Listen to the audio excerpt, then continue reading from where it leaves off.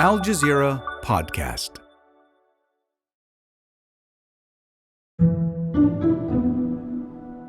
When I was a little girl, I wished to be a sniper, not like a princess. This is Ukrainian soldier and sniper Evgenia Emerald. She's also known as the Ukrainian Joan of Arc, or the Punisher of Russia. She's one of the more than 40,000 women currently serving in Ukraine's armed forces. Women on the front is a recent phenomenon in Ukraine. War is no longer a man's world. Women are breaking the mold of a typical soldier, but the military is slow to adapt. When women soldiers aren't battling the enemy and sexism, they're battling safety issues like uniforms and protective gear that don't fit because they're made for men. So while women's roles are evolving within the Ukrainian forces, some are asking whether change is happening fast enough and if it will endure after the war with Russia is over. I'm Malika Bilal, and this is The Take.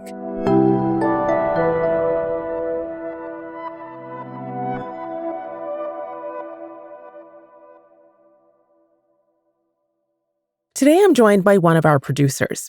Fahrinisa Campana has been looking into the story of women serving in the Ukrainian armed forces over the past couple of weeks and what that experience has been like for them. Hey, Fahrinisa. Hey, Malika. So how did you first come across this story? I actually came across this story while producing another episode for The Take. That episode was about women conscripts in the Ukrainian military. We spoke to a Ukrainian journalist at the time, and we had wanted to speak to some women who are actually serving on the front lines. But as you can imagine, in the heat of war, it was really difficult to secure these interviews. But in the weeks since then, we've actually managed to get some of these women on the phone and speak to them about their experience serving. Oh, I can't wait to hear what they have to say. So the war in Ukraine has been going on for just shy of 2 years now, and we know that there are currently around 40,000 women serving in Ukraine's armed forces. Now, that's a number that pales in comparison to the number of men serving.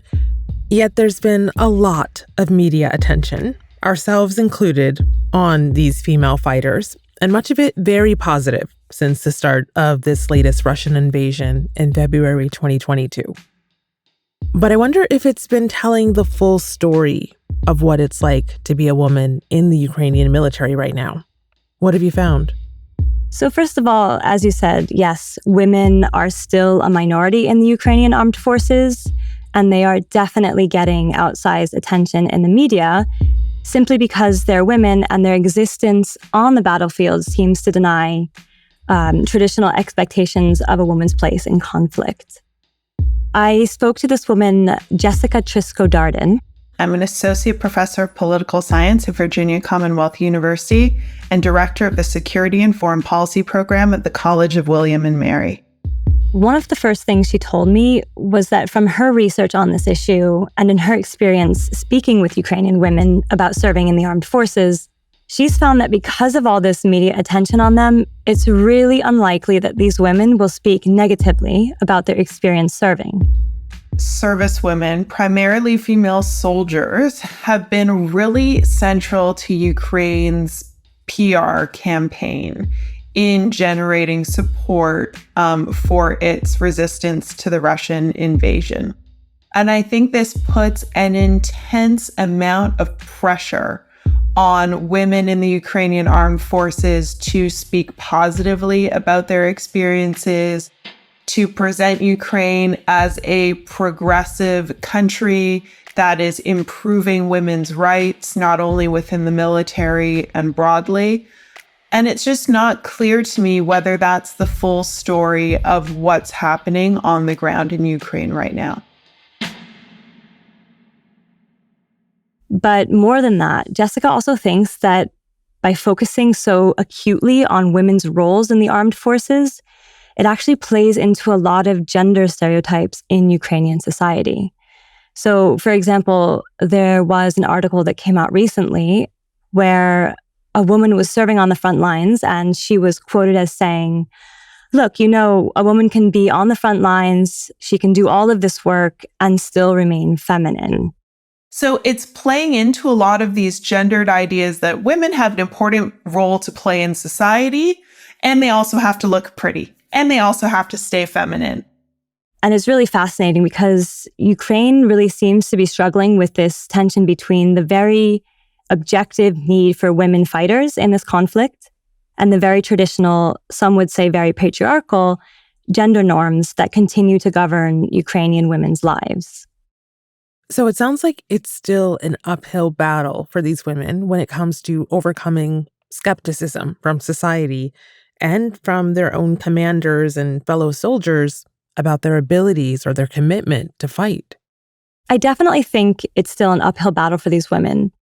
Being a woman on the front has its fair share of challenges, not only battling the common enemy, but also internal gender discrimination.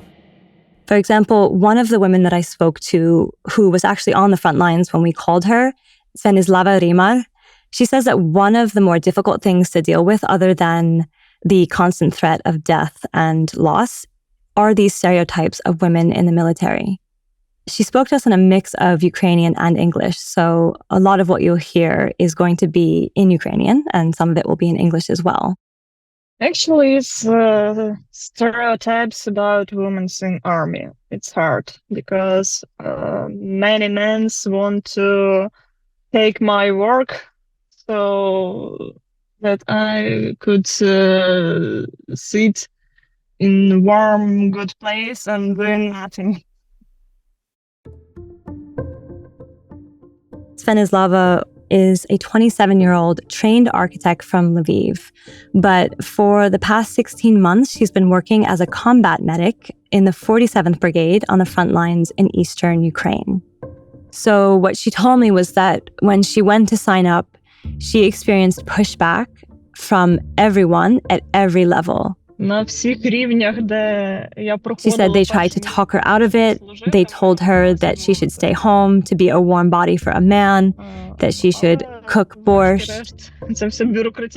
And it was very difficult because they kept saying that men are more effective in the same positions and in the same roles. And she really did not agree with them. So one of the reasons why Dzvenyslava disagrees that men are better in these same positions is because she says that men, regardless of whether or not they want to serve, have to serve, because in Ukraine, there's a mandatory draft for men. But for women, it's a bit more complicated. So in October, a mandatory draft was introduced for women who hold a medical or a pharmaceutical degree. This draft doesn't mean that these women have to sign up to serve immediately. It means that they have to register and can be called up if needed. And women also are not prevented from leaving the country like men are. So for the women that manage to register and serve in combat roles today, they actually want to be there. And so this is why Dzvenyslava feels that oftentimes women are better at these roles.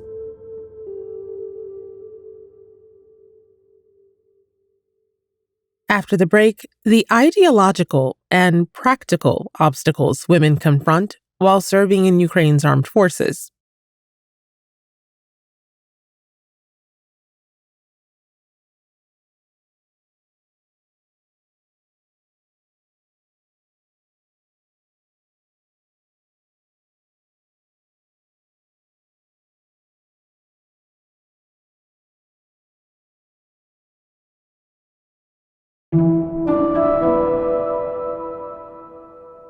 I'm speaking to my colleague, Fahrinisa Campana, our producer on The Take, about the challenges of women serving in the military in Ukraine.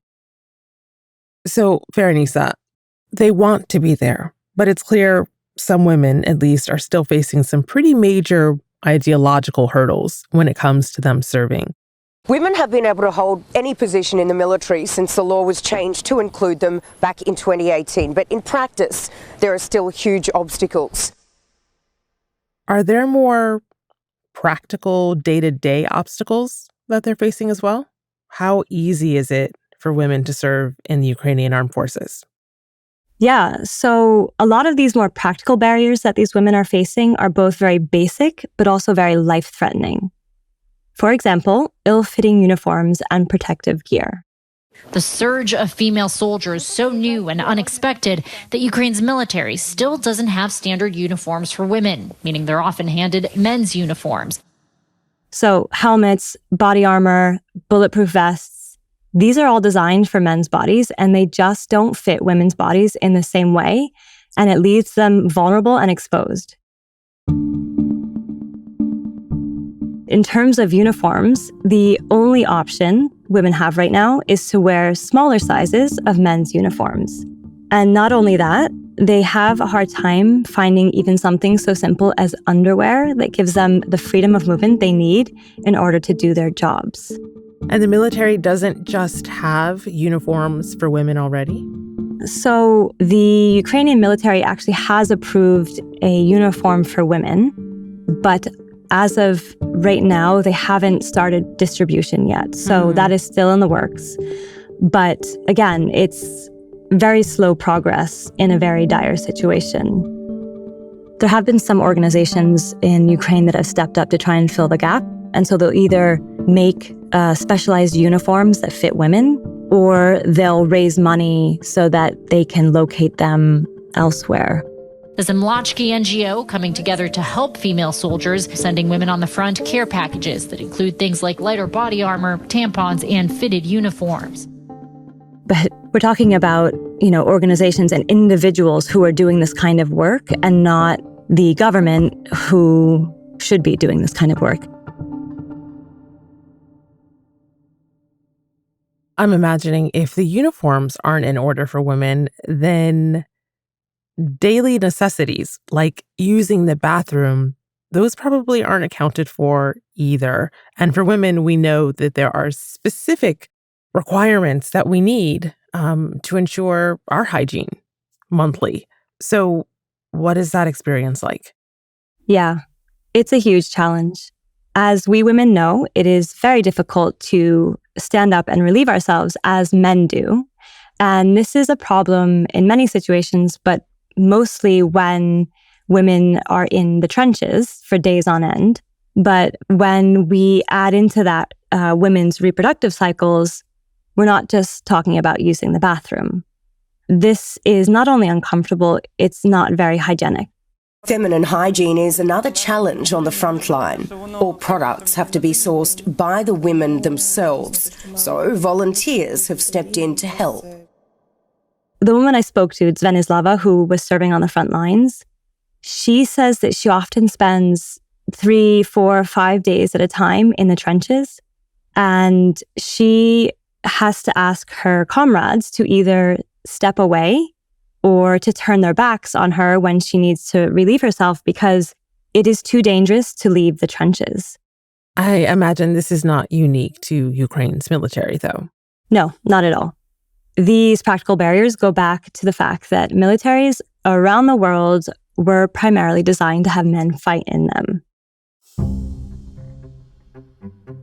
And what's happened in the case of Ukraine is that there's been this rapid increase of women in its armed forces. And while it's very much supporting the war effort, it's also drawing attention to some of these very niche issues that servicewomen have faced in all national militaries for many decades around the world. So Fahrinisa, at least for Ukraine, we know what people think thanks to a recent poll. So in 2022, the Canadian Institute for Ukrainian Studies conducted a survey that showed the percentage of Ukrainians who agreed that women in the military should be granted equal opportunities with men increased dramatically from 53% in 2018 to 80% in 2022. Women on the front is a recent phenomenon in Ukraine. While up to 1/5 of Ukraine's armed forces are now women, it wasn't until 2018 that Ukrainian women were finally allowed to serve in combat positions. How does that shift play out for women in the armed services in Ukraine? So to begin with, we do have to recognize that since the 2014 Russian invasion, women have always volunteered to serve. Jessica Trisko Darden, the academic we heard from earlier, says that women are now allowed into the regular Ukrainian armed forces at much higher levels. Women have seen restrictions on the types of roles that they could have in the army expand. So previously, women were very strongly restricted to traditionally feminine roles, such as, bathroom attendant, cook, medic, etc. They're now allowed to take on more combat active roles.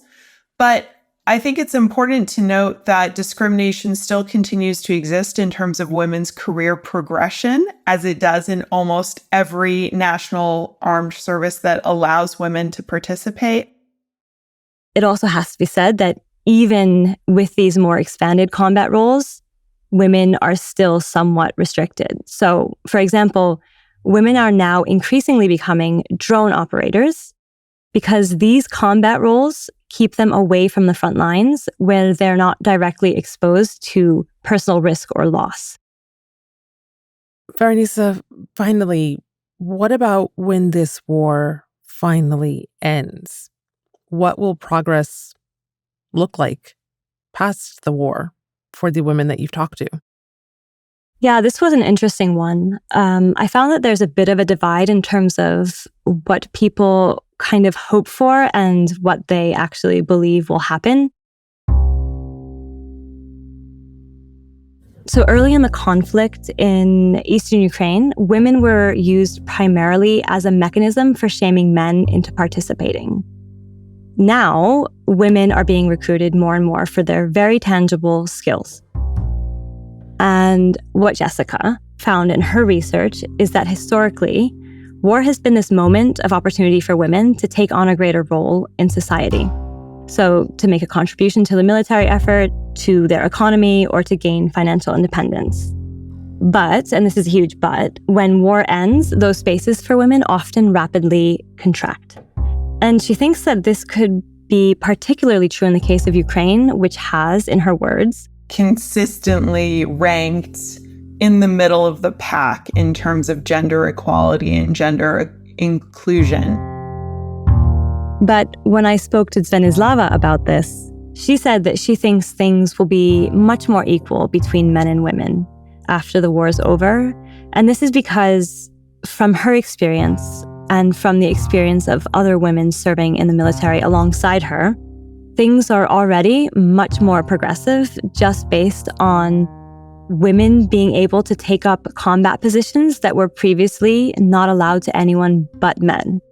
I think it will be more equal for women and men. It's much more progressive now, when women are starting to take up combat positions that were previously not allowed to anyone but men. The attitude is already beginning to change.